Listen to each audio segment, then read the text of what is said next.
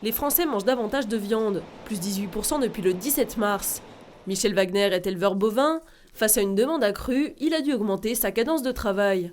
Au niveau du circuit court et de la vente en boucherie, dans les différents points de vente où on distribue nos produits, ça marche toujours aussi bien, même de mieux en mieux chaque semaine. C'est bien parce que d'un côté on marche super bien, qu'il y a du boulot plein au niveau du circuit court, mais au niveau de la ferme, pour l'instant on a du mal à faire partir nos animaux qui sont finis, qui ne partent pas parce qu'il n'y a pas de marché, il n'y a pas de débouché.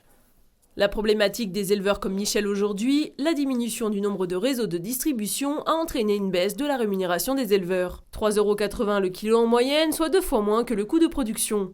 On a à peu près entre 400 et 500 € de nourriture. Après donc les différents frais inhérents à l'élevage. Et après ils sont vendus en moyenne 1600 €. Donc il reste là-dessus à payer les gens qui travaillent à la coopérative ou chez les petits intermédiaires qui nous permettent de commercer. Ça, à la fin, il nous reste entre 50 et 60 €. Donc c'est là où ça devient compliqué. Effectivement, on a une perte de valeur sur l'ensemble des cours. Du fait de l'augmentation de la consommation de hachés, c'était déjà un objectif de la loi Egalim. L'évaluation porterait à simplement 70 centimes de plus le kilo de haché pour apporter de la valeur aux producteurs. Pour pallier ces problématiques, les coopératives et communes mettent les bouchées doubles. Soutien à la trésorerie, aussi bien pour des engraisseurs spécialisés pour la mise en place de broutards.